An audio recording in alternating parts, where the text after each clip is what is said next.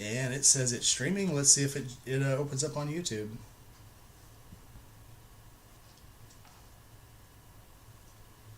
This thing has been such a pain in the ass.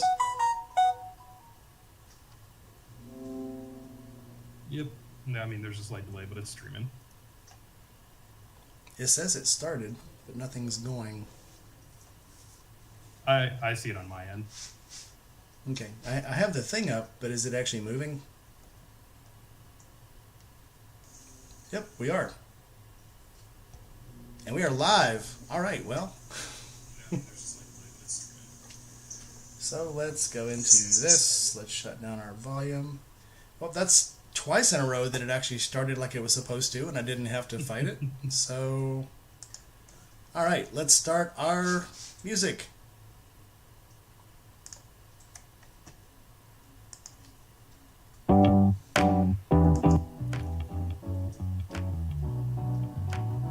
Always start a video with porn music.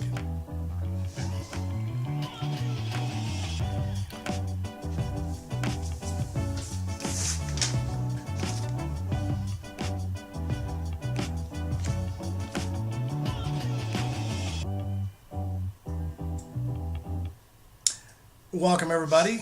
Welcome to episode, what are we on now? We're on episode 5 of Rainy Nights. Tonight we have Nothing at Random, a very good friend of mine from Ohio.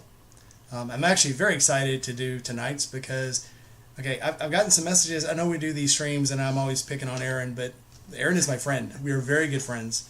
So don't think I'm like picking him out of a crowd or anything. So I actually wore this shirt for him tonight because he's a big old stupid gamer just like I am. So this is my Skyrim shirt. Skyrim and Oblivion. So, yeah, we're good friends. So I don't think I'm just picking on some random guy that's out there because I'm mean. I pick on him because he's my friend. And I look at him like he's my little brother. So. Oh, yeah. I would be more worried if you didn't pick on me. I'd think you hate me at that point. So let's start this off right, just because we are friends. And anybody that saw us at the camp out, did you bring your skull? Did you bring your skull? Hell yeah, buddy. Yep. Here's to you, man. Skull. Nastarovia. So let's start this off right. So where are you from and what do you ride? So I'm from Central Ohio, a little more on the eastern side. But I was born and raised in, it is a very small village that I doubt anyone outside of Ohio has ever heard of, called Crooksville. I lived there my entire life from, infantry all the way through the point of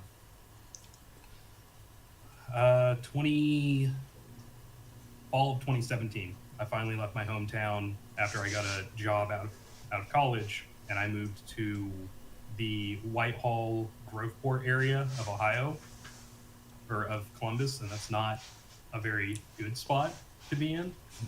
And so I moved from southeast Ohio, which is all sticks, hills, countryside, to living in town around a lot of culture I was never introduced to. So I had a lot of immediate culture shock. I make the joke, if you've met me in person, I do make the joke quite often of, I don't know anything because I'm from small white town America. It's the truth in the instance of I grew up out in the hills. Everyone in the community was as pasty and pale white as I am. So there was a lot I didn't get to learn growing up. I had a similar experience, except that it wasn't skin color, it was dollar signs. So yeah, I grew up on the poor side of the tracks. So there was no, I grew up in a small town in Texas. There was no, white, black, Mexican. We were all just really poor. So I think that's probably as rough as it was, probably the best upbringing I could possibly have. Yeah, I very much same here. In my hometown, there's only really one thing keeping it alive. There's a small factory that makes like small airplane parts. It's called PCC. And once that factory goes out, that entire town is dead. There's nothing else there to keep like money income. So there's a reason as soon as I got the opportunity to get out of there, I did, and I haven't looked back. Similar experience. Quick shout out. We got some of our old friends in the audience here. So, yeah, Justin Loose Juice is in the audience. Pillion Style, my Pillion is out in the audience. Anthony Skies Limp 73 is out. Hey, buddy. And then Downtown 650, a guy who actually grew up in my hometown, is here. He can corroborate all my stories. And then Phil Zella just showed up. So welcome, guys. It might be a small crowd tonight because there's another big YouTuber doing his live stream right now also. So, you know what? Is what it is. So we're gonna persevere, and I'm sure that the follow-up views on this video will be great because they just will be. Oh, I'm sure. I have faith. Yeah. So, how long have you been riding? So I got my motorcycle license in April of 2018, but I didn't really ride the bike I had. So I didn't really consider myself a rider until April of 2021 when I brought home my Rebel, my 2021 Rebel 500. And how's that been? It's been an absolute blast. I did 4,000 miles between April and the end of December for 2021. And then as of this past weekend, I'm, I think, like 80 miles shy of 16,000. I heard you've done an iron butt. I've done two. I've done one official and documented. And that one was March at the Forgotten Angels Camp Out. I had met a Rev-It employee that was there on behalf of Rev-It, talking with people and just getting information about the event. And for some odd reason, he chose me to keep coming back and talking to. It's the and hair. I think part of it was he was just over ecstatic that I had ridden from Ohio to Tampa, Florida on a Rebel 500. And he talked me into doing an iron butt home. In fact, he challenged me to do it. So I did.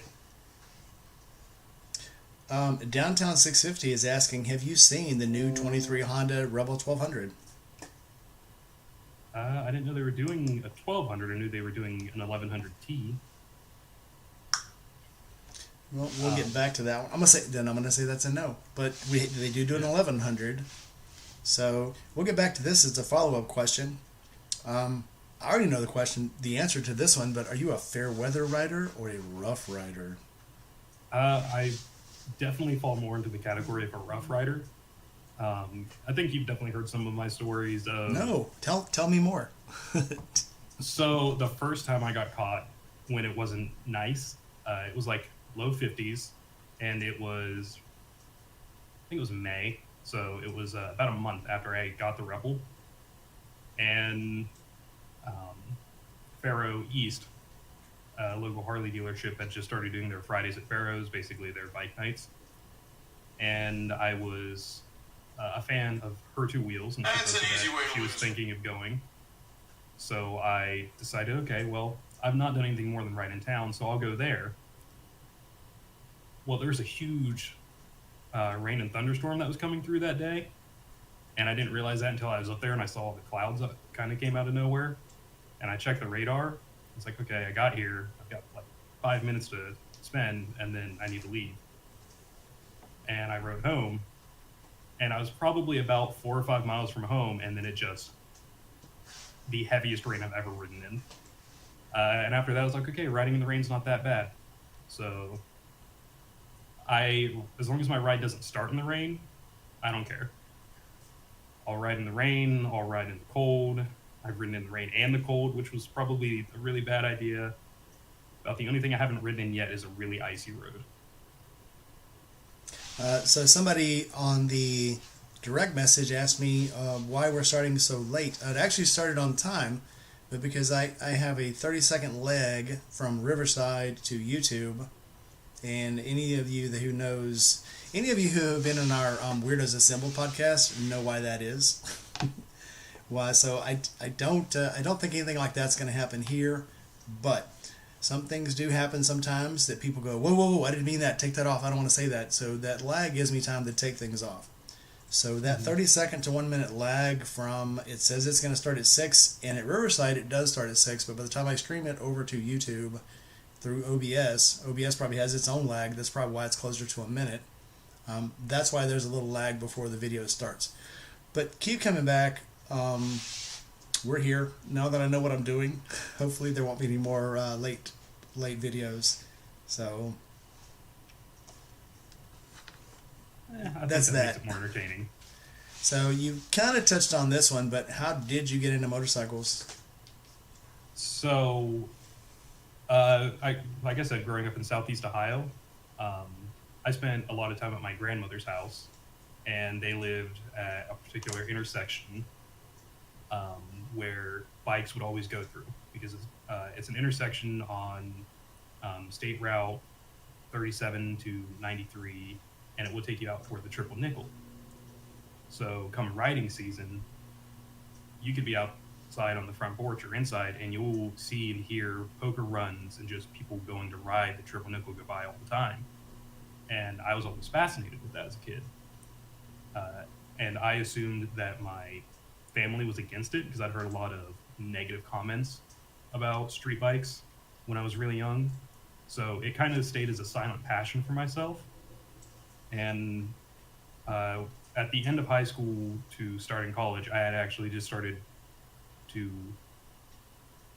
get the idea of getting a bike.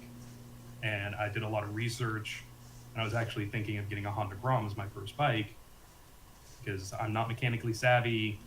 I wouldn't have had much money because I was paying for, all of my own bills. I was paying for a lot of my classes at college out of pocket. So I was going to get something cheap, and I didn't want to get something used because I didn't want to have to deal with any potential issues.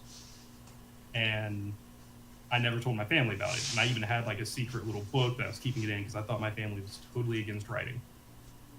And then I come home from class one day, and my older brother brought home a 2003 Kawasaki Vulcan 800. And 5 days after that, my dad brought home an 05 Kawasaki Vulcan 1500 Classic. And all I could do is I just looked at them. I'm like, I thought we hated bikes. Where's all of this coming from? That 1500 is a truck. It is massive. It is by far the heaviest thing I think I've ever tried to like sit upright. Because my dad asked me to move it for him one day when he wanted to clean the garage.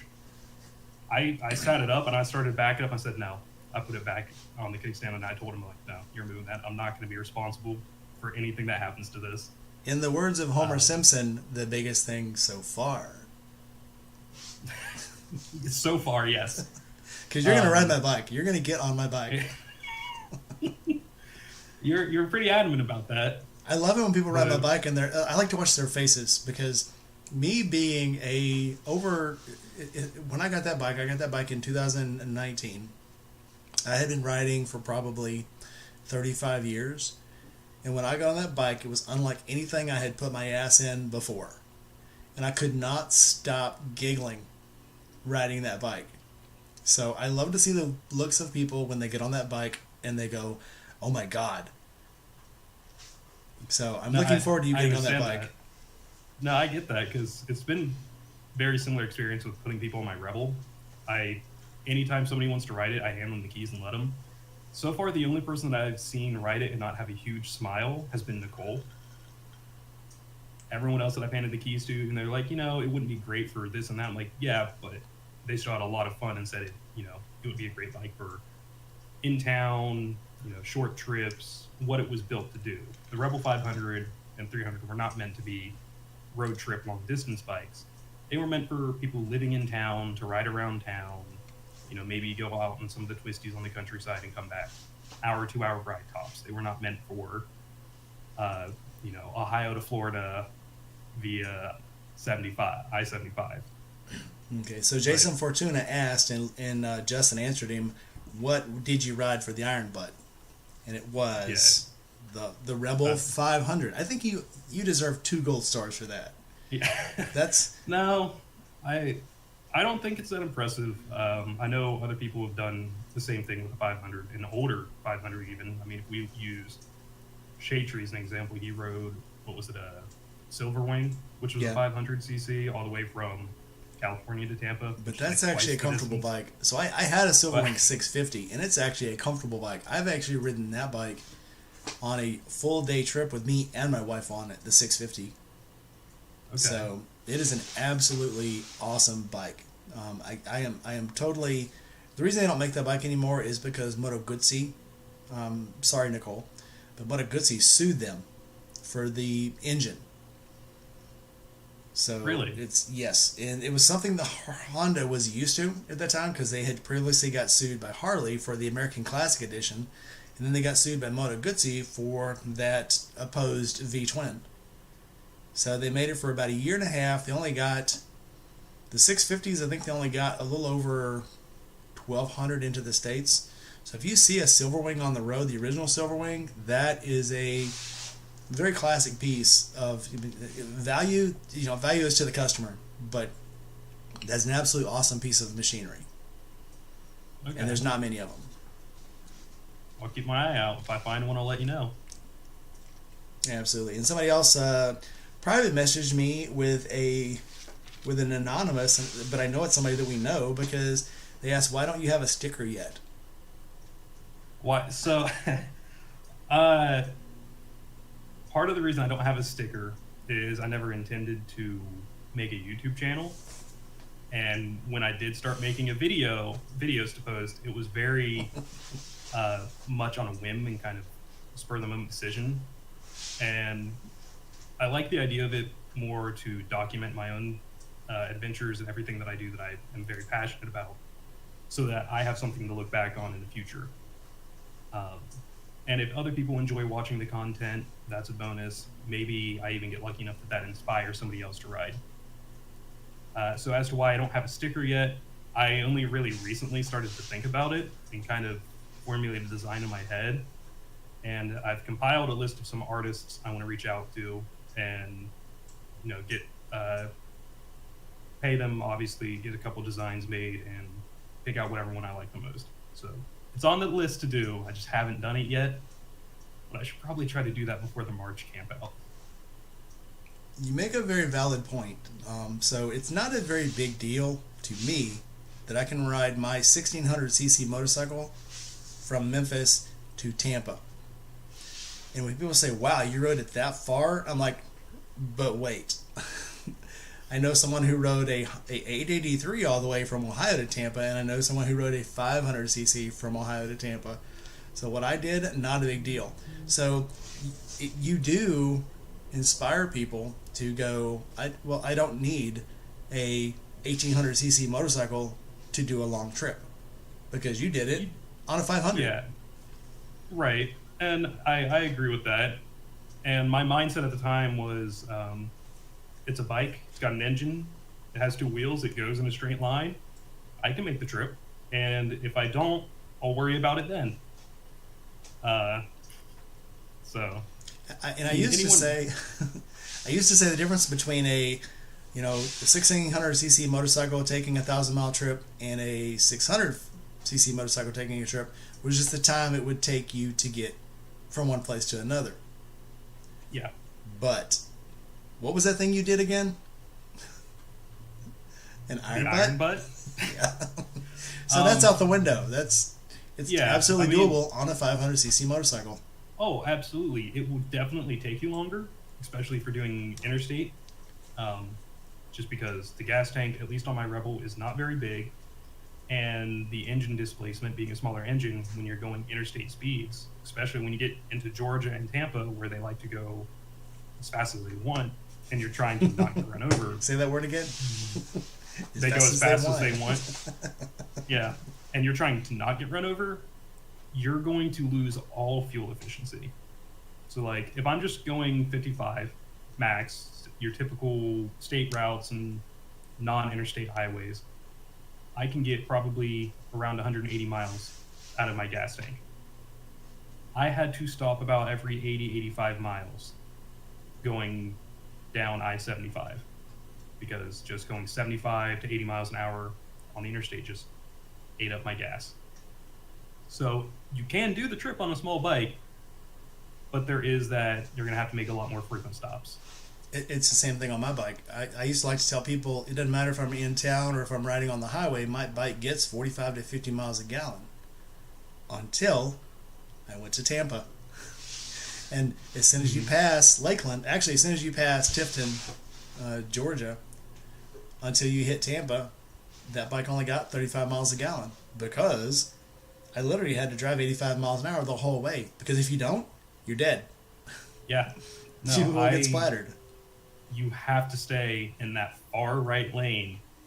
And even though I don't like doing it, I do hug the right side, so lane position 3, the far right side of the right lane, just because of how people drive in specifically southern Georgia and Florida. If I'm not with a group of riders, I'm not comfortable being in any other position. And I was also riding with Moto Diablo and Shaker, who like to go 85, 90 miles an hour. So, just to keep up. Yeah, I mean, I don't know. I've ridden with a few groups. I've done a couple poker runs with a RC local to the area I grew up in. And for the most part, they didn't really speed. They tried to keep a maintained group. But there were a couple of times where on some of their poker runs we got on the interstate and they just disappeared. And I'm like, trying my best. But they're all on at least like an Electroglide, I think was the smallest Harley I saw. There's somebody on a Scout. There's somebody on a Riker 900. And then I think the smallest bike there, excluding me, was a 06 or 07 Honda VTX 1300. So I was by far the smallest bike in that group, trying to keep up. An achievement, by far. It took like 20 seconds to kind of slowly catch up to the rear of the pack again, but I did. Thank God for red lights. Gas after it. Okay. Next question. Who inspires you to ride? So this actually kind of circles back into what I was talking about earlier of I had a bike that I didn't ride and I got rid of it. And I decided that in 2020, after having just constant issues again with that bike, I was just going to give up on riding because I thought I hated riding. And then at the end of 2020, and I had discovered Shade Tree Surgeon and Her Two Wheels and their YouTube channels. And I just went down that rabbit hole and I started finding all the other content creators. So it was Shade Tree, Her Two Wheels, Biker Babe Beth, Road Warrior Moto, and it just kept cascading from there into other channels that I don't really watch anymore. But it was those channels that just made the idea of riding fun again to me. And I'm like, okay, I'm going to sell the Vulcan. I'm going to find a new bike to start on. I'll do something more beginner friendly because I hadn't really ridden since the class, and start fresh. So it was them. And then now that I've ridden and I've gotten to meet all these other people on the days where I'm like, it's a nice day. I could go ride, but I do need to do a couple things around the house. I'm like, no, because I know like you, Rainey, and my other friends, all of you guys are probably out riding on the nice days. I'm like, they would give me so much shit if I wasn't out on the bike today. And that kind of gets me to like get on the bike and go on the nice days when I know I can get out and get a good ride in. Sometimes so you gotta go. It started with 2 people and now it's the entire community. Inspires me to keep riding. It's a good time. It always lifts my spirits. And especially when I'm going to meet up at events or like go to Throttle Co to bug the hell out of Nicole, it's become a great way for me to socialize with people as well. And sometimes I'll go out to wash the bike sometimes and be like, I'm going to go wash the bike. I'm going to come back and I spray it. And I do the unholy sin and I have never had a problem with it, but I'll take it to the car wash and spray wash it. I don't get more than 2 foot from it. I mean, it's a very bad thing to get around your cases with soap and a pressure washer, but I'll pressure wash the bike. And then I go for a ride. Because you got to dry it out. Can't leave the water on it. That'll leave spots. See, when I wash mine, I power wash mine, I'll admit it. I'm not too worried about that, which probably should be, but if I make a mistake, I'll live with the consequences.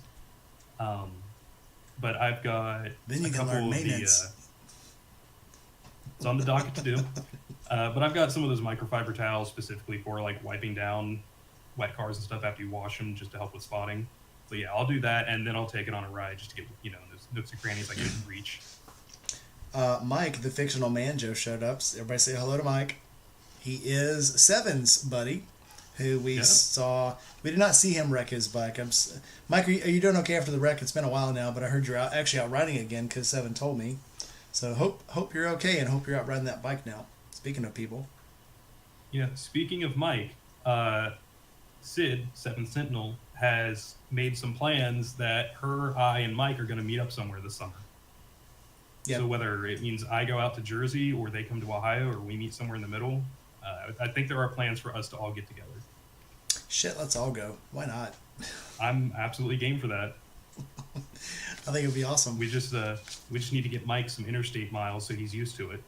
That's the hardest thing. It's the hardest thing to do is the thing you've never done. Absolutely. And then agree. once you've done it, it's like, what's the next thing? Move on to the next thing. So would you rather a solo ride or a group ride? If you had asked me this when I first started riding, I would have told you solo ride. If you had asked me this at the end of 2021, after some poker runs I'd been on, I would still say a solo ride. After this past year and getting to ride a lot more often, including charity events, group rides, kind of small meetups, it honestly kind of depends on my mood. I will still be a predominantly solo rider because I don't have a lot of local friends that ride. Which probably get in trouble depending who sees this because I have become friends with Jess. She and I live in a very close proximity to each other, and her husband Jordan have offered to just, hey, let us know and we can meet up for a ride. I've yet to do that. Beth has told me that I can reach out to her and we can make plans and go riding. Nicole has said the same thing. But it's also hard because we are all adults, we all have full-time jobs, and we all have different schedules. But if I'm going to do a group ride, if it's an option and I'm in the mood, I will do that. And there will be days I just want to ride alone. I just want to be out on the road, clearing my head and enjoying it, taking in everything around me and not have to worry about anyone else's safety than my own. True story. True story. So, when you're talking about groups, would you rather a big group or a small group?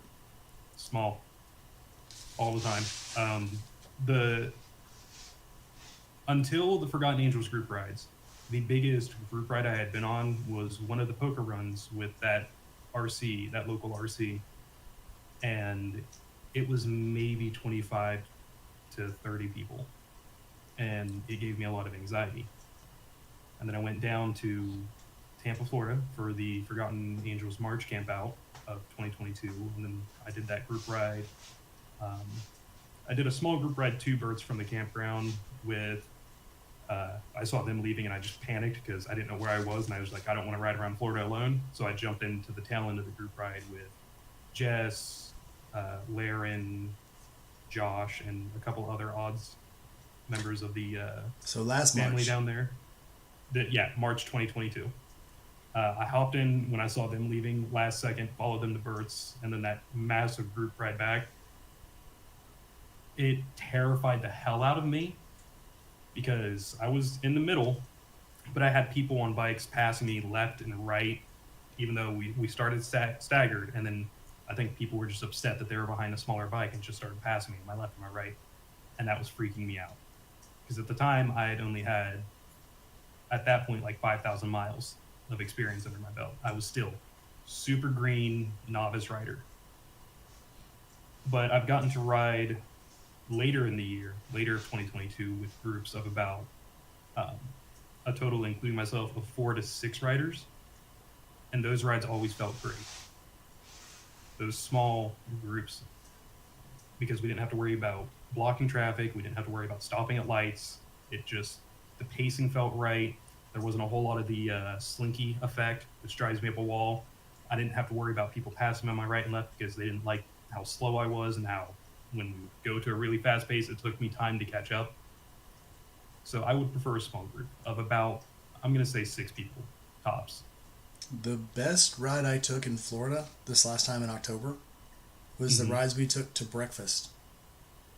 And we did that because we missed everybody else. We'd actually planned to go to breakfast and then go to Burt's. So it was me, Motor Diablo, Shaker. Juice wasn't with us. I can't remember who else was with us. Oh my gosh. My brain is failing me. But yeah, we went to breakfast, had a great time, and then we went to ride to Burt's, and we found a guy that was broke down on the side of the road. And we actually stopped and sat with that guy for like 30 minutes until the tow truck showed up. And I was thinking to myself, if I was in a group ride, we could have never done this. This group would never have stopped to help this guy out. No. But with just being... maybe had one or two there were people 5 of us. Yeah, it was Rowdy. Rowdy was with us. I'm sorry, Rowdy. I did not mean to forget you. I suck. I'm a horrible friend. Sorry. But yeah, we stopped and sat with this guy until the tow truck showed up. And we made this guy's day because here he is. I think he said he was from like 100 miles away. And as we're sitting there... Shaker is like, so where are you originally from? He goes, oh, I'm from Indiana. He goes, where from? And he tells him, he's like, that's my hometown. He says, really? And he says, yeah, my wife grew up in so-and-so. And he goes, that's where I grew up too. And it was so cool because if we would have been in a big group, we could have never done that. But being in a small group like we were, we stopped and had a great time with this guy. So I absolutely, I don't mind the big rides, but it was so cool that we were in a small group and we could have done this very small dynamic thing. And it made it so much cooler. Keeping in line with that, in past March 2022, I met and was talking with, they were engaged, but they are now married, Chris and Caitlin. They have a YouTube channel called Scrambler Stories. And Caitlin had just gotten the exact same Rebel that I have, a white 2021 Rebel 500. And we were all just gabbing and shooting the breeze, talking. And then we all kind of like, we're hungry. And the guys heading to Ybor, see the sights, get some food. And we did. And it was like every other person that we talked with and interacted with in Ybor was like, oh, I'm from Central Ohio. I'm from Southwest Ohio. I'm just like, can you smell it on me? Is that what it is? Do I just smell and radiate Ohioan like energy? It's the hair. They only sell that shampoo in Ohio. Yeah. Maybe. It's just, for me, it was a very eye-opening moment of just how small the world really is, because like every other person was from the Midwest. It was like every other person, it was every other one of them that was like, oh, I'm from Ohio. So it seems like there's a lot of Ohioans that are preferring the South after they get a little older. I think it's because it's so freaking cold up there, and any chance they get, where's the best place to go after you froze your ass off all winter? Florida. So they all go to Florida. Ironically, we haven't really had much snow yet this winter until today. There's probably about 2.5 inches of snow outside now. And when I went to bed last night, there was no snow at all. So Chase is here now. Floral Ghost is here. Anthony, Sky's Limit, said he's in for the scramble. So yes, anyone. So if anybody goes to the Forgotten Angels next camp out, we go to the scrambled egg every morning for breakfast during the camp out. So you were obviously tied up because you were trying to hang out with some other people and things got really crazy. The cool thing about the downer thing is also that you've got these small groups. I wanted to go out with Chris he lives in Memphis here with me, and Chris Living Large, and you and Sydney, and you guys had kind of done your own little thing, and we did our little thing, which is cool. But I so want us all to go to the scrambled egg and just bombard it. We'll make plans. We'll make plans for the next one. What happened was I came out of the shower, and I was set up near where Aaron, Vices the Viking, Colleen, and all of them were set up, where Trucker Paul and all of them had their nice circle.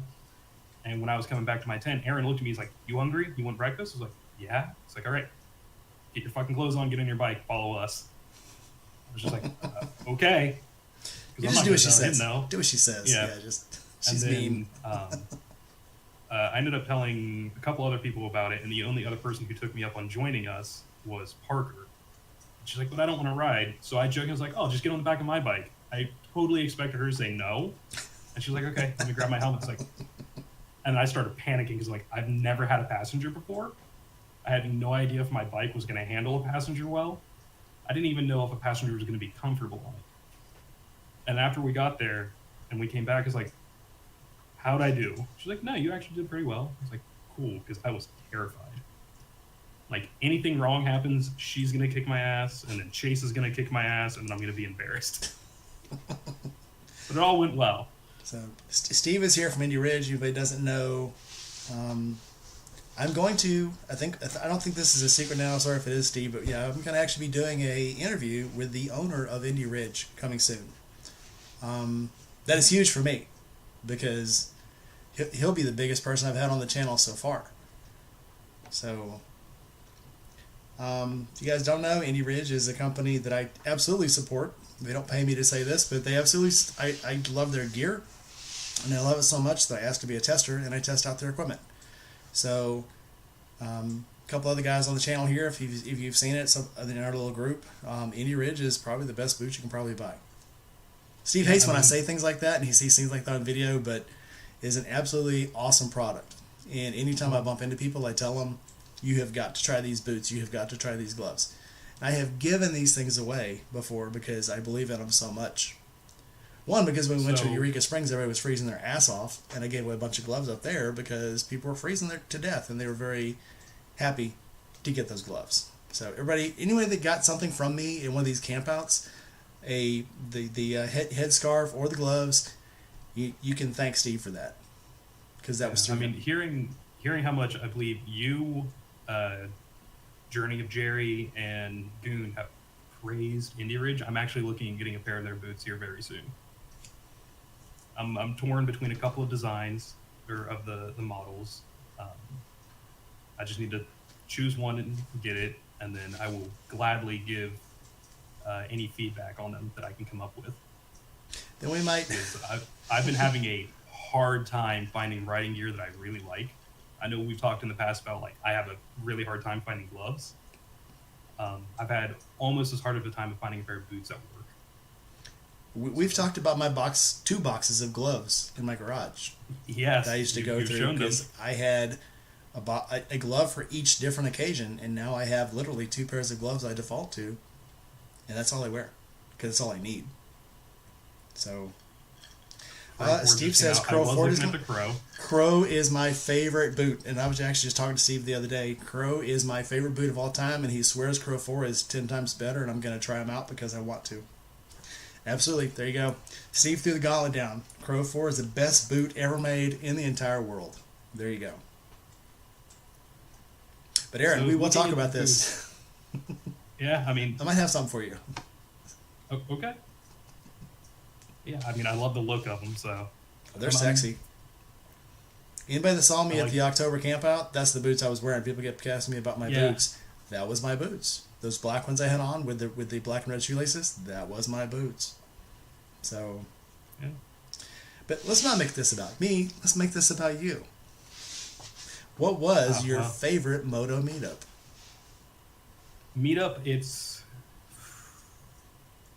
I've not gone to many, so it is a very small list, but I have to say, in equal parts, the March and October Forgotten Angels campouts, but for different reasons. The March one, because I broke through so many different layers of shells and just, popped my cherry for a lot of different things. I'd never been more than 6 hours away from home at any point in my life before that moment. And on top of that, I had never been out of state alone the few times I've ever been out of state. And I, obviously, still being a new rider, I'd never went more than about 100 miles total in a day on a bike. So the fact that I was more than 6 hours away from home, I went somewhere completely alone, and I did 900 miles in one day, it just blew my mind. And it really, honestly, that helped me understand just how small the United States is and how easy it is to get to places. I mean, yeah, it took a lot of time, but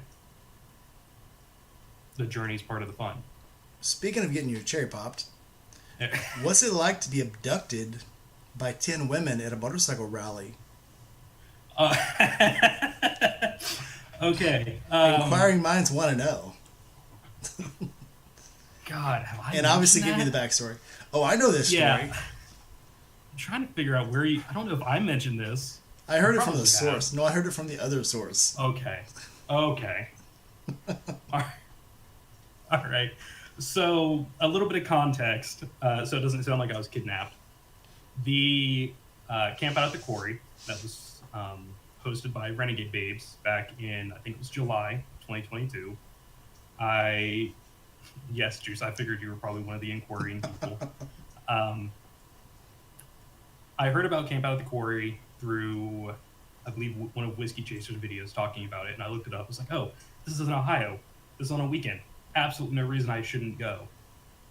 So I got a ticket, and I went, and I ran into, immediately, one familiar face, Biker Babe Beth, and I was talking with her because I was like, what's going on? There's not many people here yet. She's like, well, it's a quarry that's mostly for people to come in, have membership, and go diving. And not the kind of diving you like, Rainy, but like deep water diving. That was Nicole's diving, not mine. Sure. But so there was like a back area of parking in the trees that was meant for people who were coming in to do scuba diving. And anyone there for the event was supposed to go out on this hill. That was just like additional parking they had. And there was no shade. It was just a big open field of a hill. It's like, okay. But Biker Bay Beth and a large quantity of the Columbus Litas were all in that back area in the shade with a nice camp set up. And so I talked with Beth. I think it was the Saturday. I was talking with Beth, and then I met Nicole there and started talking with her. And then they just said, you're going to come hang out with us, essentially. And the entirety of that Saturday, I was pretty much in the shade in the back hanging out with the Columbus Litas. Do tell. That's mostly it. Oh, I heard there was more. I got Nicole to shotgun her first beverage. She'd never done that before. It wasn't beer, it was just a Truly. But, and then I got to see Nicole cut loose. So I got to see a very different side of Nicole that I don't think anyone else really has, which was very entertaining. But have you seen her fight a bum? I was there. I think I was there. I was there the same day, but I was there much later than you were. So I got to hear a glimpse of that story. I got to see it live in person. It was freaking awesome. Yeah. No, Nicole is definitely... she's spunky. She is spunky. She's spunky. We were actually having a little banter back and forth yesterday on the Throttle Company Quitting Time live stream. So I think that me and her might fight, which I will probably lose. But she will kick your ass. I'm sorry to say. I love you, man. Absolutely will. No, I'm not a fighter. I am not a fighter. So yeah, she probably will. Yeah, I saw her fight a guy who abused a dog. Yeah, it's game on. Yeah, Juice. The Camp Out at the Quarry was very hot and then very windy and wet, and then it was just hot, humid, and miserable. But it was still a good time. I was going to go to that one. I wish I will. So next time they have one, I will absolutely go, because now I feel like I absolutely missed out on so much.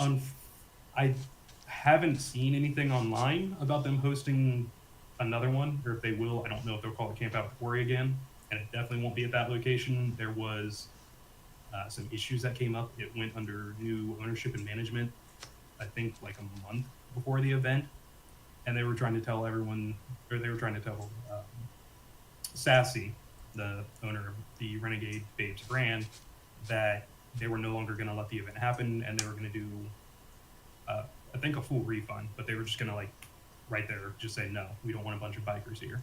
Well, we still got the Tennessee Music Festival. Right? So we'll do that. Making plans for that. Okay, moving on. Mm-hmm. What is the stupidest thing you've ever done on a motorcycle? Something you look back on and you said, I should not have done that. It seemed like a good idea. It seemed like a perfect hold my beer moment at the time, but now... Well, it's funny you mentioned beer. How did I know? Jeez. Yeah, one of the first few months of when I started riding, any excuse I had to go out on the bike, it was that's what it was for, just to go out. So at the time, me and my local friends that I've been friends with since college, we were going out like every weekend, going out and getting lunch or dinner together, going to like pubs and taverns that had good food and stuff. And I usually have a limit if I'm driving, but driving and riding are very different. And I had a little too much because we were just all having a little too much fun, and we went from one place to the next, and they were all in walking distance. So I definitely was a little past a limit of what I would have been and should have been comfortable riding home with. So I rode home a little inebriated. That's definitely the dumbest moment and dumbest idea I've done on a bike. Since then, I've given myself a 2-drink limit if I'm going to be on the bike. Yeah, that's something you've got to do. If you're going to go out on the motorcycle, that's not something that you think, well, if I get too drunk, I'll stop. That's a decision you have to make before you even start drinking. If I drink, I'm not driving. Right. Because you seem absolutely, at the time, and I've been there, I'm like, I can drive. This is no problem. And then as soon as you get home, you're like, why did I drive? I'm so fucked up now. Why did I do this? My friend people, I'm sorry, I hope none of your kids are in the audience, but yeah, that's definitely a thing you got to make in advance. It was a very, very quick it's only a couple miles from my home to where we were at. But in that couple of miles, I pulled over 3 or 4 times just because I'm like, okay, am I good? Am I not good? I started getting really panicky and paranoid. I was like, okay, I'm just going to take it slow. I'm going to just crawl at home. Which, it's only like 20 miles an hour through here anyway, but at like 2 in the morning and there's no traffic out. I was very fortunate. That was a very dumb decision, but I have since not done it again and refused to. Hatter says he missed all the good parts of the camp out at the quarry because he went back to his hotel. Like a moron. Yes, Hatter, buy a freaking tent. Stay with us because we are cool. The hotel, well, I think it's a trade-off when Hatter goes to these events because he brings his family, so he wants to go to the event, but for his family, it's a vacation. I guess I can't fault that. But, Hatter, if you buy a tent, you can hang with the Cool Kids Club. Just saying. I mean, they make really nice, large tents that almost look like a tiny house. But would you bring your kids to now Eureka Springs? That was a different deal. It was very calm and cool and collected there. But would you bring your kids to Forgotten Angels to stay overnight with Trucker Paul streaming in the background? So, well, okay, I'll say this: to the last March, no, last October, there were people who brought their kids, but it was also a much more tamed event. Now, I would also say that, like, bringing your kids to what happened at Camp Out at the Quarry, no. There was a lot of shenanigans. I saw a dude, I can't remember if he, what he did, but I think he just really pissed off a lady, and she straight, like, flipped him. Like, in the air, flipped him. I'd have paid money for that. Some dude got thrown through a table, and there was a bunch of anyone that knows Harleys knows the Dyna Bro attitude. Mm-hmm. There was a huge conglomerate of them, but they were all on like road glides. Pretty much every single one of them was on a road glide. Everybody thank Steve for coming out. He's got to go, but Steve, thanks for coming out. I enjoyed having you, and hopefully can hope all you guys out there to get to know Steve, because if you don't know this, when you buy something from Steve, you can call him at any time to tell him if you like it or dislike it. So, and like Steve likes to say, it is the only motorcycle gear company that has a concierge service. You can actually call the company, and Steve answers the phone just about every time. I can attest to that. That's how I got to know Steve. So, sorry to break you up, man. No, all good. I mean, that was kind of the end of my piece on that. It's just sorry, man. The energy, the way they were yelling and talking, not kid friendly at the Camp Out at the Quarry event. Oh no, and that's what's kind of stopped me from going, because I heard they had a lot of extracurricular activities going on there. Forgotten Angels, yeah, I mean, just if you can stay away from the noise. Forgotten Angels is actually kid friendly up until probably midnight. So when everyone's a little too inebriated for their and then as soon as the full everybody puts that arm on, the drinking arm, when they put that on, then it's time to okay, let's put the kids away. Hatter says he's too old to be crawling in and out of a tent. Yes. So Hatter, I just traded up from a tent called the Outbacker. If you can get the size of the tent and how hard it is to get in and out of that thing, I've traded up to a Lone Wolf clone. I think it's called like the Wolf's Brother or some shit. I don't know. But it's the Lone Wolf clone. It's a big bike. You can actually walk into it and lay down. Oh, okay. I think it is called the Lone Wolf. It's a Lone Rider clone. Okay, so it's the Lone Wolf. Lone Rider clone. Is it called the Lone Wolf? Yes. You're right. Good call. Because I don't even know what I bought. I've been looking at it on Amazon too. It was literally a quarter of the price of the Lone Rider tent, and it looks exactly the same. And for those of the guys you don't know, so China literally makes all of this stuff, and depending on who buys it, they put their own label on it, and they'll send it to you. Just like the Aprilia motorcycle, who as of next year they will put a Harley logo on it, and it will sell 3 times as much. In case you didn't know, that's what you're going to get. These 500 and 300cc motorcycles you're going to get from Harley are Aprilia clones. So now you know. So with the Burley fairing I got from another company, I got from Crater, it's exactly the same. It actually came with the instructions, were Burley instructions, but it was a Crater, and the Crater was $99. The Burley fairing was $350. It was the exact same thing. So if you guys are worried about buying things because it's not the name brand one, it's still the same one. If you don't believe me, look on Amazon. I mean, a lot of the imprints are exactly the same. So anyway, Hatter, I'm going to try that tent, and I'll let you know how it works. Wolf Walker. Yes, Chase, it's called the Wolf Walker. I was wrong. I was close, but still wrong. All right. Scariest moment on a bike. The moment where you said, I have probably made a bad decision. So ironically, even though I did talk about riding while inebriated, which is probably to my detriment to admit, but that wasn't the scariest moment. The scariest moment was March of last year. I had to stop in Atlanta because I didn't know to avoid Atlanta. I was going through it, and I had to stop to get gas because I was out. My fuel gauge was completely empty, and it was, I think, around 3:30, so heavy, end of workday traffic. So it took me on like a 3-mile off interstate trip to get back on the interstate to avoid some of the traffic after I'd gassed up. And at one intersection, I was stuck in traffic, and I just needed to go like 20 feet to get to the on-ramp. But to my immediate right was the curb and sidewalk. There was no more road. And I was like, okay, I'll just hop up on the sidewalk for a quick second and go, because I was not going to be sitting in traffic for who knows how long just to go 10 feet. And as I started to get out of my lane to go up onto the curb to get onto the sidewalk, a black Dodge pickup came shooting through a red light. It didn't stop at the red light behind me. It came shooting through, and it was up on the sidewalk to get onto that on-ramp. And it flew by me so fast that the wind pressure coming off of it hit me. I thought that my bike was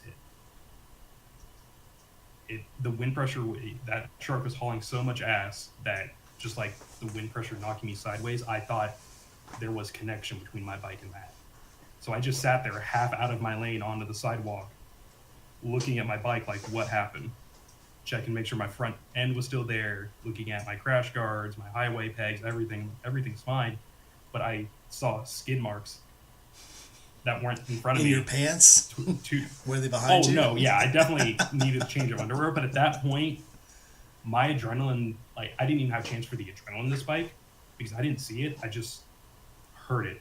I heard the wheels lock up and screech. I went from looking at a clean sidewalk to seeing a black strip from where the tires locked up and he skidded. And at that point, I'm like, I almost died. It was just that I almost died here. Here's the important question. Did you get it on video? No. Nobody believes you. Nobody believes you. It's fine. Yeah, Just stop. this was before I started recording a ride. It was, I had a GoPro with me. It was in my luggage. And this was way before I ever did like a mic installation or anything. This was just a GoPro mounted on my chin because I'd had a couple other close incidents when I first got that bike. But I'm like, I'm not going to ride until I get something mounted to catch it, just for in case something really bad happens and I need it for insurance and accident report. And then there was after I got it, there was like a long span of nothing happening, and then winter, and then March, and then nothing, and then I hit Atlanta, and in that 3 miles, I was off the interstate, gassing up and trying to get back on. There were several incidents like that, but that was the scariest one because it was the closest to something actually happening. Adventure Glide says Pixar didn't happen. Yeah, no, I mean, I guess it didn't happen then. I guess I just like to imagined it. say, honestly, Adventure Glide just showed up and G My Ride showed up. She showed up to more of my stuff now. So, do you want me to introduce you as G My Rides or Grandma Rides? Because I'm trying to get her in for an interview also, because she rides up in the PNW. She's up there with Circus Bear. Ah, So, how do you want us to similar interview? Ohio, from what I understand. How do you want us to introduce you when you come into the channel? There, Grandma Rides or G My Rides? Give it to me in the chat, and I will make it happen from now on. I promise, if I can remember. Maybe, probably. What has been your favorite part of riding? As cliche as it sounds, it is the freedom. Um, it. I work a corporate job, and once COVID happened, I mean, you can see that my workstation behind me. I spend 12 to 15 hours of my day in this specific room, and just being able to get on the bike and get out and see all the scenery just really helped me. Um, all the stress and everything from the workday, it becomes an afterthought on the bike because you have to pay attention to what you're doing. You have to pay attention to everything that's going on around you. And that is a different type of stress. But that's because that's so in the moment, everything else melts away. And then once you get out into an open country road, you don't have to worry about oncoming traffic, people behind you, and it's just an open stretch of road. There, to me, that is the best feeling in the world. There's nothing more free and enjoyable than that. So it's the freedom, and then a very close second of riding is the community. Part of the reason that I've told a few people that last year, 2022, has been one of, if not the best year of my life so far, is because of people like you and Chase, Juice, Josh, Jess, Biker Babe Beth. It's just all these amazing people I've really gotten to get to know, become friends with, and interact with this past year. Just it made a lot of the shitty things that happened worth it. Isn't it just awesome? Community is king, and I have found one of the best communities I think I ever will. Yeah, it's blown you away. Like I said, I've been riding for, and I won't say it's every community. I've been riding, like I said, since I was probably 10, 12. Started riding street bikes when I was 19 in the Navy. And here I am pushing, I'm 52 now. And when I found this group a little over a year ago, it was life-changing. A lot of that, I think, revolves around the charity itself. I think this charity, Forgotten Angels, pulls in the purest of the blackest hearts. I'll say it that way. The purest of the blackest hearts go to Forgotten Angels. And I think it's people who want to change the world. I think it's people that want to make the world better. And I think that's why the people you meet there, you form life-lasting friendships with, because they're different. No, absolutely agree. I mean, I can't imagine, at this time, not going a handful of months without trying to meet up with somebody out of this community. And even if it's just, hey, we're both going to be in a similar area for a day. Let's try to get together for a couple hours, grab a meal, a couple drinks, and just talk. It doesn't have to be anything extravagant. It's just having a little bit of time with this community means the world to me. Justin says we need that as a tattoo. The purest of the blackest hearts. A black heart with red or I don't know, shiny crystalline veins flowing through it, maybe. See, I was thinking just get the heart with the words or the outline. No fill, just the words. Which, one, artist is going to hate doing that, but they're getting paid regardless. They get paid. I bet you they'd love it. My artist would love it. If I come to him with an idea like that, something that doesn't exist already, he'd be like, I love that. Let's do it. Well, then maybe that's what we do. I always wanted a tattoo. To all come down to, maybe we just make some plans to come down and see you, and you schedule an entire day with your artist for all of us just to go in a row. I bet he would love that. He might hate you after about 3 or 4 hours. Oh, no. James is cool. James is cool. If I hooked it up with him, yeah, we'd have an awesome time. Anyway, back to more serious things. Let's get this Yeah. back about you. Well, it's Well, always about me. give us your YouTube. So this you've actually broken out into a YouTube now because this obviously has changed your life changing rides and stuff. A little bit, yeah. What's your YouTube? So my YouTube is it's my username nothing at random. It's all one word, and the first letter of each word, the N, the A, and the R are capitalized. Uh, so I mean, I don't know if you put a link in the description or not. I could drop a link near the end of this interview into the chat. Oh, we're gonna put all kinds of links in the chat. So Okay. yeah. So we'll put your Instagram in there, your YouTube. We'll put my Patreon where you can my link tree. We'll put your link tree in there. You have a link tree now, don't you? No. What? How are Nope, people gonna I buy you just have coffee a and gas? YouTube. How are people gonna buy you coffee and gas? This is ridiculous. I would rather you keep that money for yourself. That way you can come see me. Oh, well, okay, there you go. Yeah. We will put all I mean, the there's links not down much there else to going all on of in our Ohio. media. So Yeah. it gets to the point. I always said that I was like, yeah, I'll never have a Patreon. I won't do a link tree. And then it was like, I'm buying cameras. I'm going to see people. I have to make trips. Now I got to make stickers, and I give my stickers away. If you guys don't know, so if you get into my Patreon, if you get into my Discord, it's free. I don't charge anything. You can go in there and watch all my videos. You can watch all my stuff. Get into the chats, and I don't charge anything for it. But I make stickers, and I always give stickers out to everybody. And if the money goes for anything, it's to make stickers. Because I give stickers out everywhere. And I will only give out stickers. I don't sell my stickers, I only trade stickers. Sometimes I trade stickers for good companionship because I gave them out at the camp out just because I like people and I want people to have my stickers. Because they're cool. I have the coolest stickers. Do I not? Okay, never mind. Don't worry about it. No, you do. I really like the special one that you gave me at the camp out. Not your current logo, but the one of like the skeleton riding the bike with the rain in the background. Yeah, I love the one that I put one. on my laptop. Everybody loves I that really one. like that one. Everybody loves that one. I really like it. Gmail Rides asked about Linktree. So Linktree is basically if you go into any of our social accounts, Linktree has all of the links for if your Patreon, your Discord, your Instagram, your Facebook, any way to get a hold of you, your email, everything. That's Linktree. So if you follow somebody on Linktree, if you find somebody on Instagram you like, you can go into their Linktree and it gives you all their other accounts they have. You can follow them on all of their accounts. That's how that works. Linktree is essentially it's a link that opens up a tab that is just a link to everything that person wants to share. So it could be, their Instagram, their Patreon, their Facebook, their PayPal. It's just every link that they want people to have easy access to in one easy location. Yep.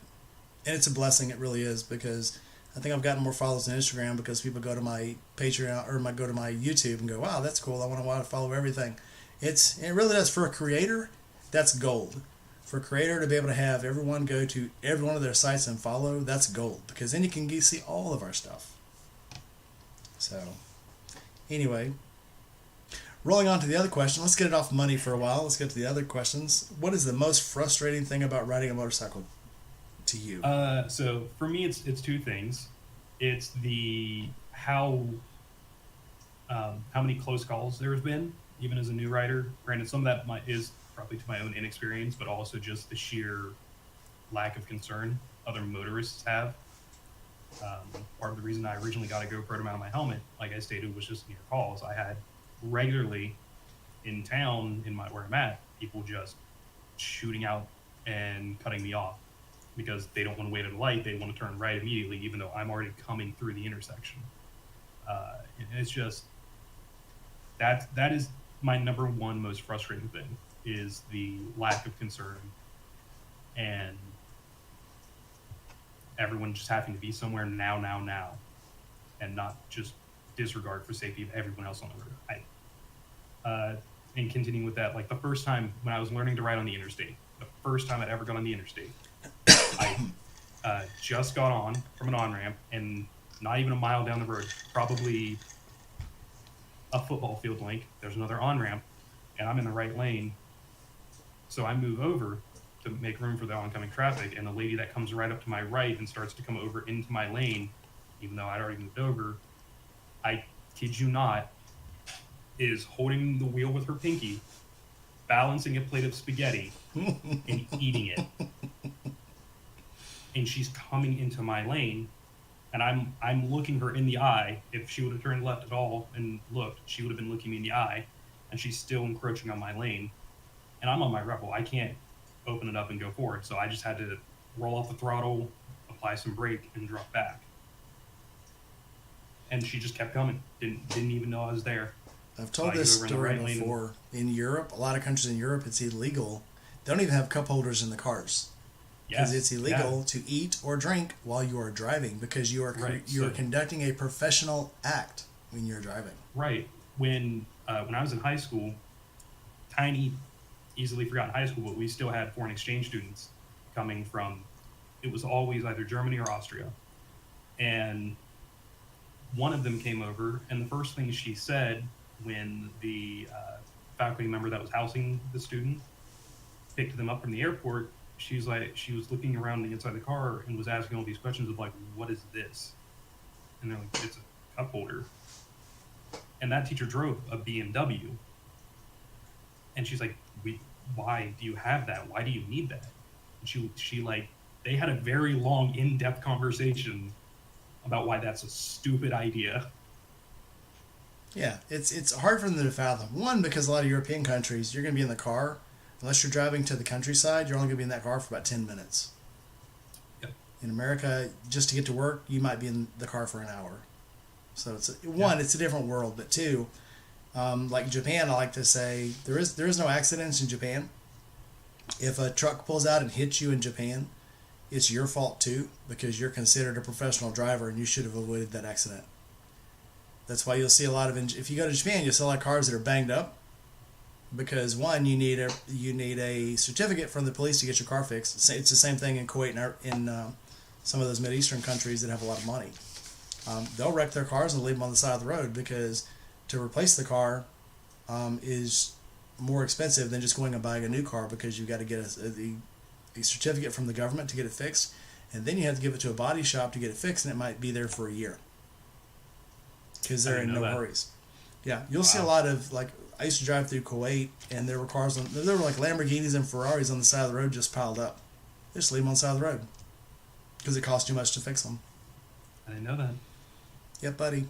But, yeah, so I mean that's my biggest one for frustrations. My second, and this circles back earlier to you saying I need to learn how to do my own maintenance on the bike, is it's not the maintenance part, but it's how long my bike has been stuck at the dealer at times to get just an oil change. I took my motorcycle in on, I think it was a Monday, to get a new chain, and I got it back the next day before noon. They told me it was ready to be picked up. And they had a huge amount of bikes like in their waiting area to get worked on. I've taken it in on like a Wednesday just to get an oil change, and that was the only thing it needed, according to the maintenance thing, was just to get the oil change. And I didn't get it back until the following week on Thursday, so they had it for 8 days. And I got pretty frustrated at that, because I'm like, it's the middle of summer, like this is the season to be riding, and I missed an entire week because of that. Yeah, they want to do the easy jobs. A chain tightening takes like 2 minutes. It wasn't a chain tightening, it was a full replacement. A full chain, still, it's the same thing. I mean, it's you back it off, you put a new chain on, you secure the master link, you tighten it up. So 5 minutes, not 2 minutes. But yeah, I don't know. That's been the second most frustrating thing, is taking the bike into the dealer to get worked on, and when am I going to get it back? It'll blow you away when you start. Need to learn. Yeah, when you start doing your own maintenance, it'll blow you away how easy this stuff is and how fast it is. And then the numbers roll around in your head like, I paid $350 for this? Seriously? Yeah. The B&W cost me $50 every time I do an oil change. But that's the filter and the special synthetic, oil from Japan or from Germany to put in it. Mm-hmm. To get it done at the motorcycle shop, $400. Jesus. And they don't do anything different than what I do. So I will say, I think the biggest bill I've had so far was the 12,000 mile maintenance, and I also got a new tire. That was the first new tire, and it was just the rear tire I got replaced. Um, and I found a significantly cheaper, it's the exact same tire that they use. I found it significantly cheaper than what they quoted me on Revzilla. Unfortunately, they would price match. So, but that bill still ended up being like 320 bucks, and they quoted me 250. And when I asked them like why was it so much more, they just said there was more work that went into it. So that's kind of BS, but okay. Yeah, yeah. The BMW, and it's a BMW tire, and I only put Messlers on it. The tire itself cost me about 150 bucks. I take the tire off myself, bring it to a guy that I know that does tire changes, and he will do the tire change for 40 bucks. Other places like Cycle Gear will do it for 25 bucks, but you may have to wait a couple of days. So I pay this guy 40 bucks to do it just for convenience because they get it back in an hour. Now the front tire I will do myself because it's a very small tire. It's only like a 120. I can do it myself. The back tire is like a 210, so it's much harder to get the tire off the rim. Yeah, but I don't know if I'll do tires myself. I'll take them off, but I'll definitely be going to someone to get them swapped in the future. Yeah. Rather than taking it to the dealer, because I definitely feel like I got I don't want to say screwed over or ripped off, but I definitely feel like I was unfairly priced on the work. Yeah, and that's crazy, and that's too bad too because they know they can get away with it because a lot of people are so scared of bike maintenance. So, on to the next question. Mm-hmm. If you could go anywhere on a motorcycle today without a time limit, where would it be? Assuming that I don't have to worry about any issues, I would go to Chicago at the start of Route 66 and go all the way out. I've been told it's not the most fun ride, it's not the most beautiful sightseeing ride, but there's something about just riding that old road from one end to the other on a bike that just really has my attention. And then from there, ride north on the west coast up to Seattle, and then come across the northern states all the way home. So probably about an entire month. That's the exact ride I want to take. Well, I don't know if I'll be able to do it on the Rebel. I want to do PCH, which brings us to our next question. What bike do you want? Not what bike you're going to get. What bike, if you could go out, money be damned, what bike would you buy today? Can I name all the bikes? Because there's quite a few. Just one. Just one. The one you can look at yourself and say, this is the bike I want to be on. My butt needs to be on that seat. That's hard. Real quickly, we'll say hi to Father Barber. I actually got to see Father Barber a few months ago, and that was a lot of fun. We were there in Kentucky. I actually rode down kind of at the end of riding season to do a bike night with him and his crew down there. And then I froze my ass off on the way home. He took me to the Quaker Steak and Lube bike night. Yep. And then we went to Rev-It Hash. And nothing against bike night. I wish we would have gone straight to Rev-It Hash because it was so cool. And next time, Father Barber, next time, Rev-It Hash. Definitely think in the coming year, I'm going to have to make a weekend plan to go down there and see all of them and have some fun. Because they're only, 2.5, 3 hours away from me. They were a very easy ride. It was a lot of fun. So, circling back to the question you asked me, right now, if I could go out and money was an issue of getting a bike, I'm really dead set on the next couple of years being road trips on a bike, just going wherever I want to go and seeing what I want to see. So I'm heavily considering that it would be the Lowrider ST because that bike has seriously impressed me. Father Barber says, everybody come on down. We're all going to Rev-It Hash. All right. We'll have to work out some details, but it sounds like a plan. I'm excited. I don't know about you guys. Because it was cool. And that was Father Barber, that was the best bacon I've ever had in my life. And I grew up on a pig farm. We had our own slaughterhouse and smokehouse. And that bacon that dude had was awesome. Absolutely freaking now I'm magic. Really interested. Dude, I am not kidding. That bacon was the shit. That's awesome. All right, you have my attention. So, But yeah, the bike would be the Lowrider SD. Specifically in this white sand pearl, pictures do not do it justice. That thing in person with some good light hitting it, especially when it's sunny and the sunlight hits it, uh, it's a dream. if anybody has any questions, we're drawn to the last couple of questions for Aaron. But if anybody's got any questions, throw them there in the comments. Rabbit Hash is in the northern part of Kentucky. It's by Florence, Kentucky, and I guess what it was like maybe a 30-minute drive from Florence. So it's right between Kentucky and Ohio on a river, and it is absolutely amazing. We got there right at sundown. It was absolutely amazing, and I wish we could have got there a couple hours earlier. So, that's the things you don't look at it with regret. You look at it like next time I'll just change things and do them differently. Because I still enjoyed myself. And the freaking wildlife there. When we left Rabbit Hash, we left there probably 9:30 at night.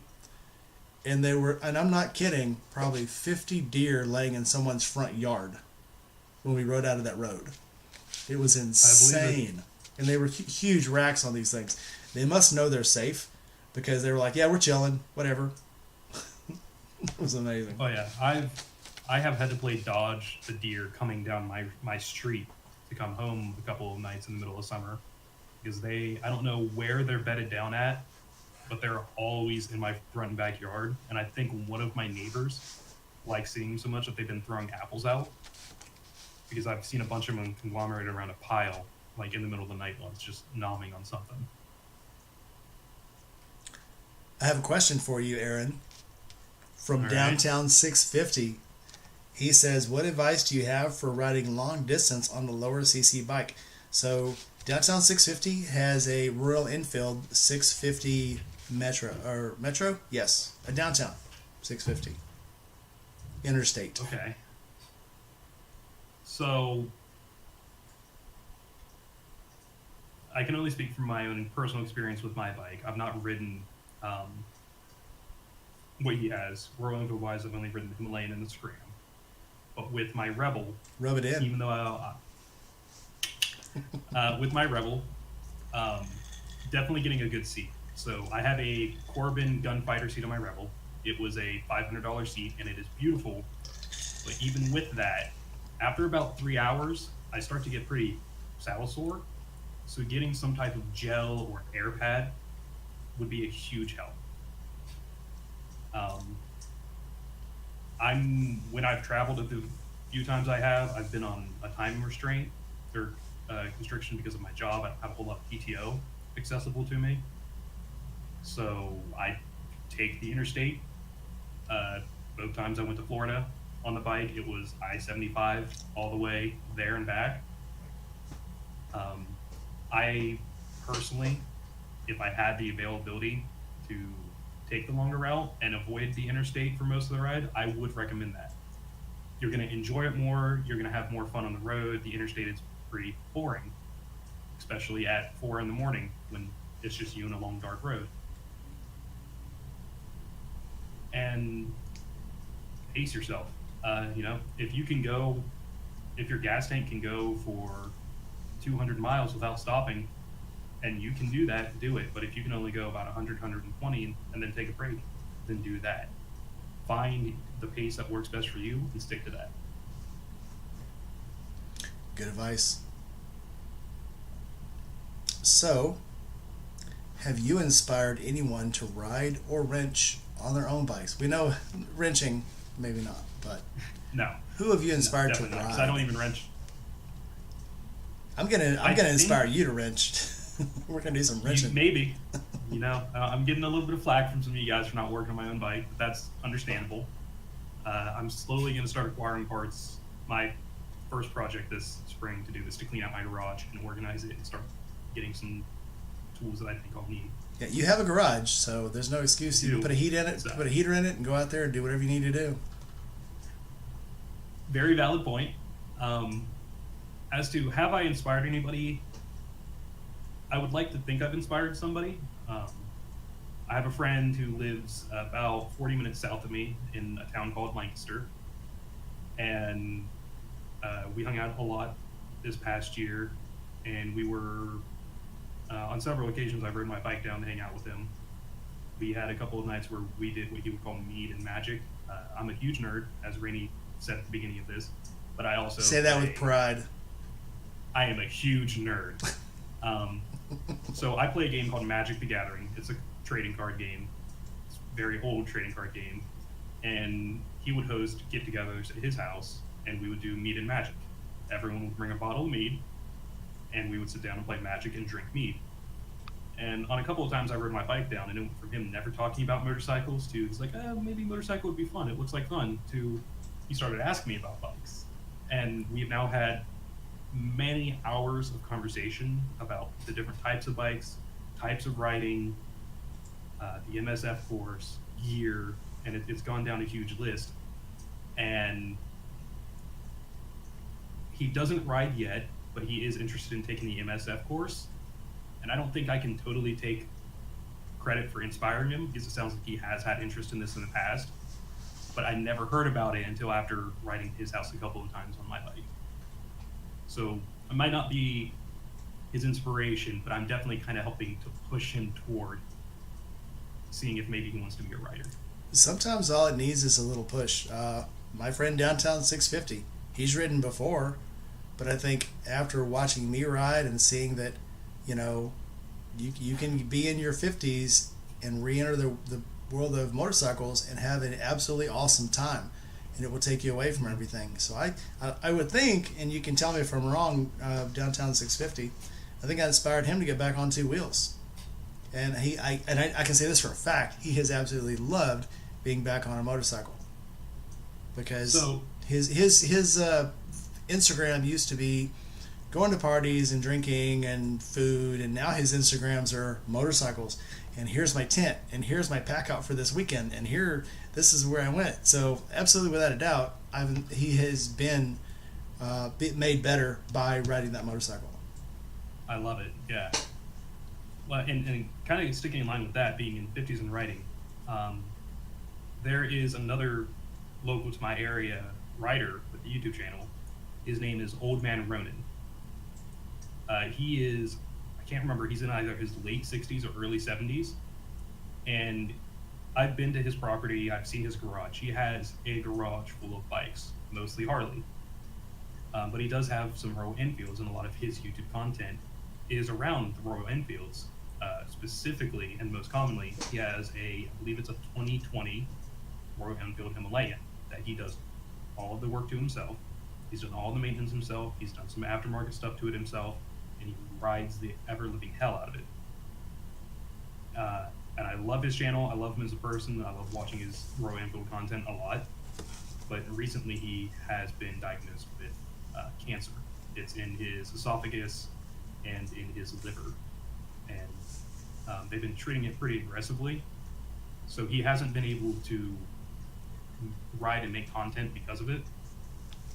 But if anyone here has interest in Royal Enfields, I would recommend going and checking out his channel, give him some love, because having a little bit of a rough go lately.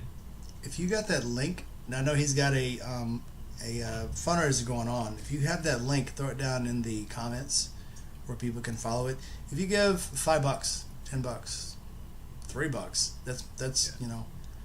It's one of the things where if you just give a few bucks to help him,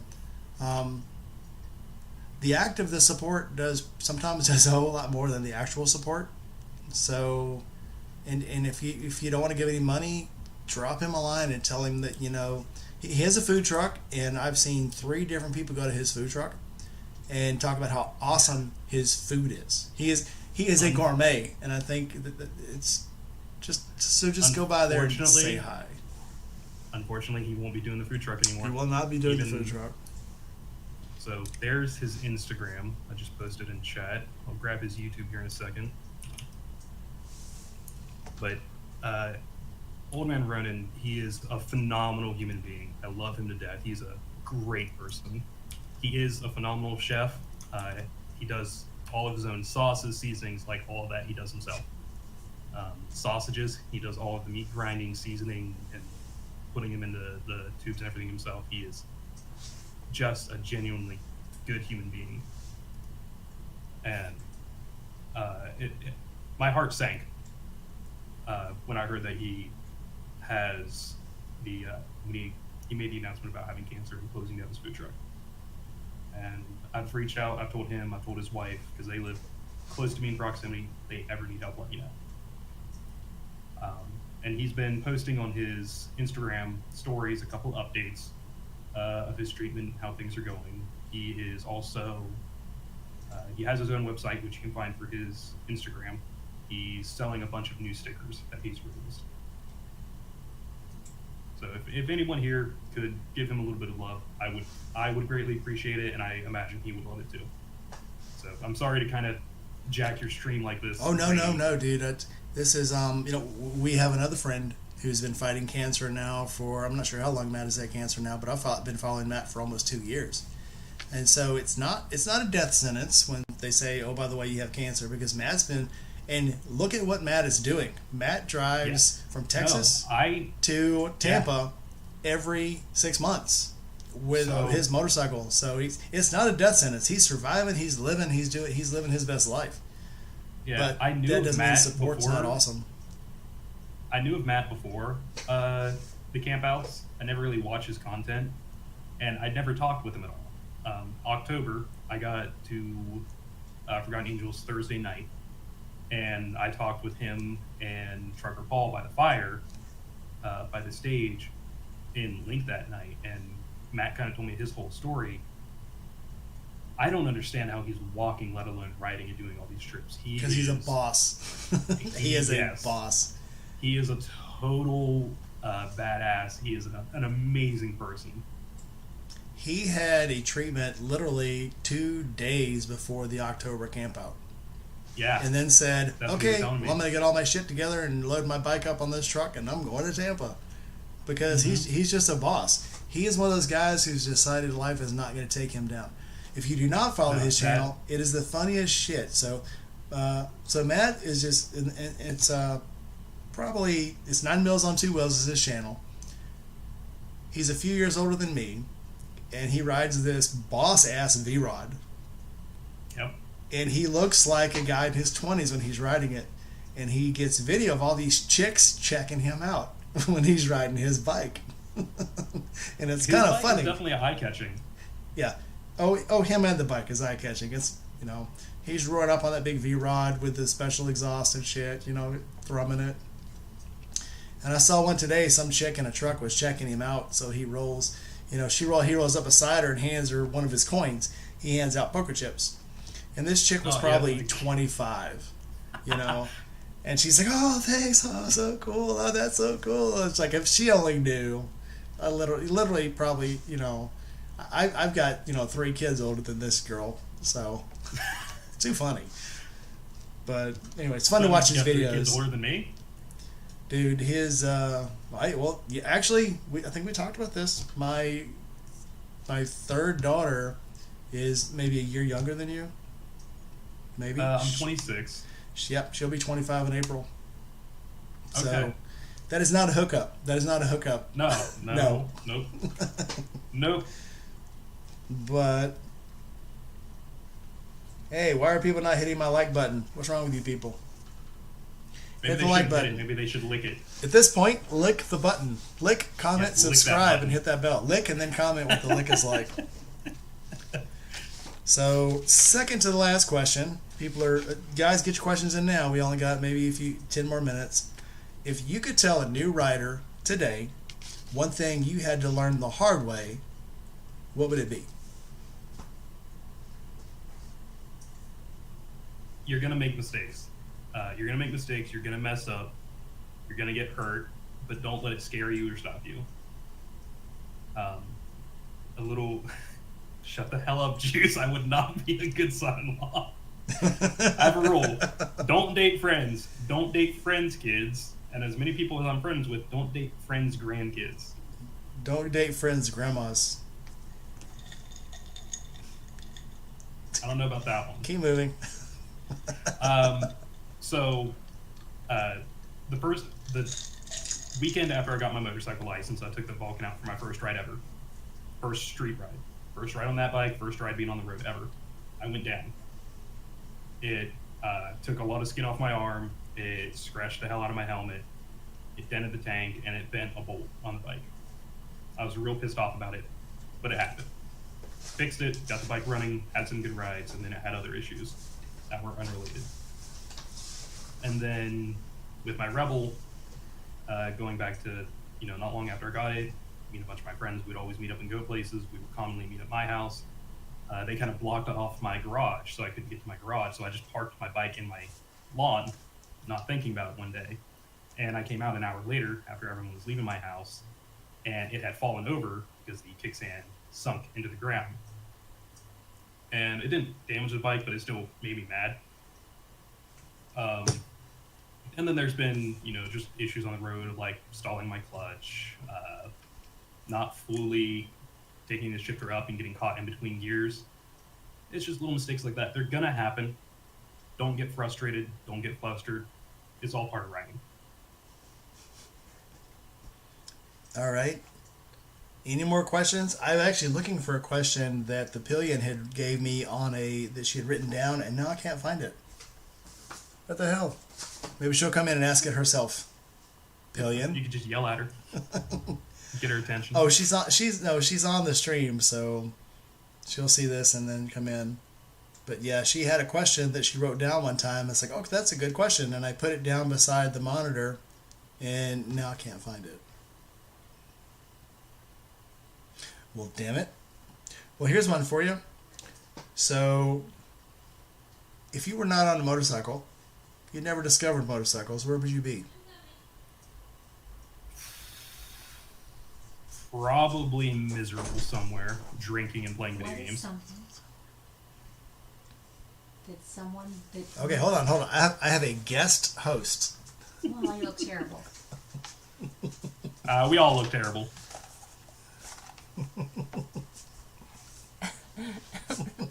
Hi there. Hi. What is something that no one knows about you? What is something that no one knows about me? Okay. That we would not know about you. I've been thinking on that one because I figured it would get asked. And I've been thinking long and hard about it. I try to live my life kind of like an open book as much as possible. So if you ever have a question to ask, I'll likely answer it. But one thing is, it's actually something that one person I've told about, and that is I actually have a small book that I'm compiling as a bucket list, which the one person I told about this was really blown away because I'm young, I'm in my mid-20s, and to already be making a bucket list and trying to check off items blew their mind. Is it a long bucket list? It looks like a not big yet. book. It is a big book. I plan on filling it. Pretty much anytime I have an idea of something that I want to do, I add it to it. Cool. So there are a couple tickets on there I already crossed off, but for the most part, it's been a small list. But I'm working on it. Well, cool. Well, cool. I enjoyed your video. I enjoyed your interview. Oh, thank you. I've had a lot of fun with this. Cool. So I have someone else who... Oh, she's gone. Say hi. So someone else who wanted to ask a question. So... Say Daddy. What? All right. She's gone. All right. Well, here we are at the end. Is there anything you'd like to ask me? I'm going to start throwing that in. You got one final question for me?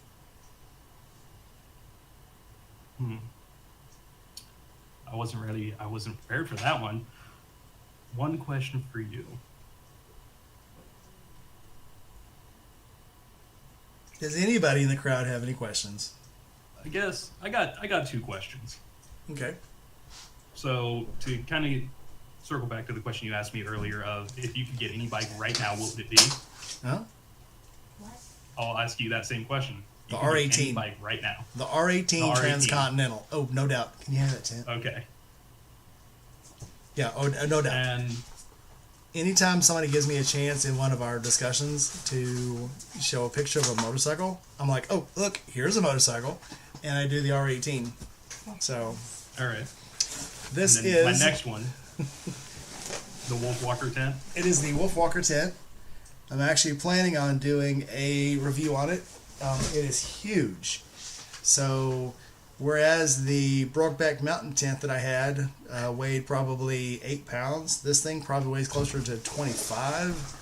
The Brokeback Mountain tent was only about this long. This one, but I think it'll pay for itself in the long run, because definitely crawling in and out of that Brokeback Mountain tent was hard, especially after you've been drinking all night and karaokeing and not drinking water. A little hard to get in and out of that tent. So this tent, I'm thinking, will be a whole lot better. All right. That's all I have to say about that. So, Next question. my second question for you: what is the single thing for this coming year of 2023 are you most excited for?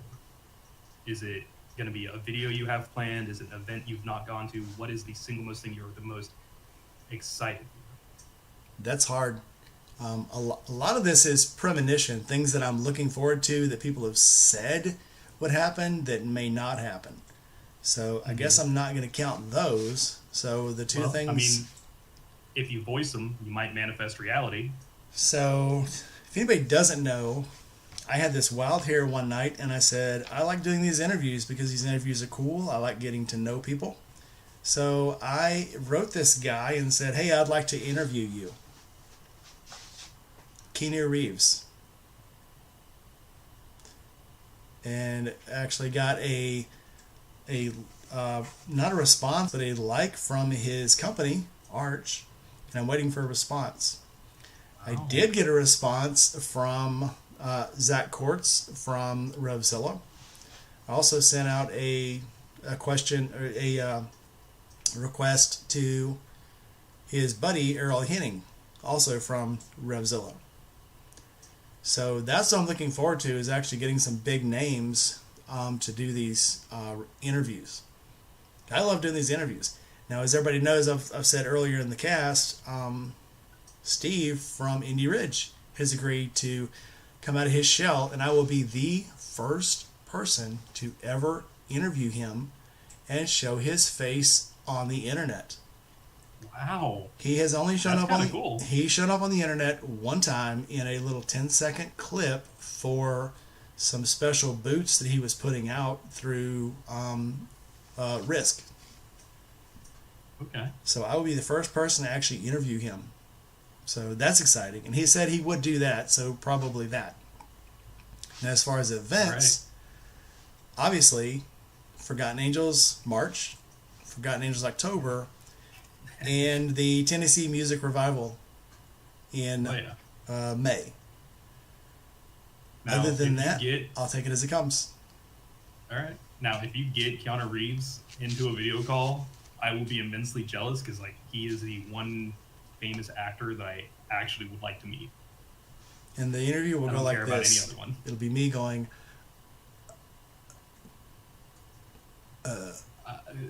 Sorry, I can't find my voice. here, You're gonna be too read these questions starstruck. because I can't talk. Gmail Rice says, who? That's awesome. Yeah, Keanu Reeves. So, Neo from The Matrix. Bill from Bill and Ted's Excellent Adventures. Yeah. No way, Bill. Yes way, Ted. Oh man, John Wick in that movie franchise. He's John Wick. I absolutely am enthralled. I am a Keanu Reeves fan for sure. Yeah, that will be cool. I'm obviously not putting a whole lot of money on that bet, but would be cool. Would be cool. If he himself sees the email, I think he might do it, because he just loves communities that much. He's doing 4 movies this year, so I'm not going to hold it against him if he doesn't. Now, I've also asked Charlie Borman from the Long Way Up, Long Way Down series, Long Way Round series. Okay. And so I've got a lot of things out there. Now, I'm getting more emboldened by doing all these interviews. So, hey, if anybody out there is friends with Keanu Reeves, tell him I'm waiting. I'm waiting. This actually worked. Hey. So here's a small story. When I was up in Chicago, I listened to a small station out of Waukegan, Illinois, and they had this thing going. They wanted to interview Richard Marx. And every morning they're like, if anybody knows Richard Marx, let him know. We want to interview him. We want to get him on the station. We want to, get him some questions. His mother lived in Lake Forest, Illinois, and listened to the station every morning, listened to the morning show. And she told him, you need to go do this morning show interview. And he showed up at the station to do the interview. So I will never forget that because it was absolutely awesome. And they were like, is this really Richard Marx? And he's like, yeah, this is really Richard. And people were really calling in, is this really Richard Marx? He goes, yeah, you have a question? Yeah, is this really Richard Marx? And he was like, yes, I'm really Richard Marx. What? So. I mean, it's, what is it? The theory of 3 degrees of separation, I think it is. The right 3 people, you can meet anyone in the world. Yeah. Who knew I'd meet the people that I have met? I mean, yeah. And I say this all the time. Going to Forgotten Angels the first time was like the kid from Willy Wonka and the Chocolate Factory stepping into TV world and going, there's an Indian, and that's a real cowboy, and that's the real Chuckwagon. Because that's how I felt.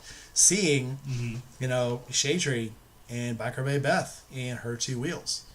And then having Her Two Wheels go, I introduced myself to her and I said, hey, I did a little YouTube channel myself. At that time, I think I only had like 50 subscribers. And I said, yeah, I do a YouTube channel. She goes, oh, really? What's your channel? And I said, it's Rainy Rider. And she goes, you're that guy that just rode in the snow. You rode in a snowstorm. I just watched that video. And I was like, who's she talking to? Is she talking to me? She goes, yeah, I watched you. You rode in the snow. That was insane. She goes, I would never ride in the snow like that. And I was like, wait a minute. I think I'm drunk. This can't be really happening. So no, it's awesome when stuff like that happens. It's the best people down there. I mean, it's absolutely awesome. All the people down there, And I would have been. So yeah, Whiskey says it's the same. But yeah, Whiskey Chaser, I literally got to talk to him probably about a month before that, or I would have been the same way about him. Some dude from New York that does iron butts. Fuck yeah, dude, that's legend. But and what's funny is I've become friends with most of these people, And when I comment to them and I message them, they message me back like they actually know me, which is absolutely amazing. Not to let it go to your head, but it's hard not to, right? I mean, yeah, no, it's very surreal. It's awesome. It's surreal, unreal. Yes, that is a perfect word. It's just it just goes back to what I said earlier about the community is king. I've never encountered a community as amazing as what I've found through writing. I've found some awful people writing, and I've found some absolutely tremendous and amazing people writing. So it's just, I mean, it really doesn't get better, in my opinion. Father Barber says he's got to go get in the hot tub. You have fun, dude. Be safe. Don't stay in too long. It makes you sterile. Come back soon.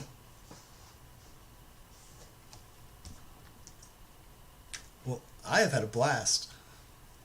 Oh yeah, no, this has been really enjoyable. So we're going to put a bunch of links down in the comments. We're going to put down, obviously, Ronan. We're going to put down your YouTube, your Instagram, but my YouTube, my Instagram, my link tree for Gma Rides, where she can buy me a cup of coffee. And I guess we'll close this out. So let me find some closing out music. This is always fun. This is something new I've found. So we are going to... Oh, I love number 6. Number 6 is my jam.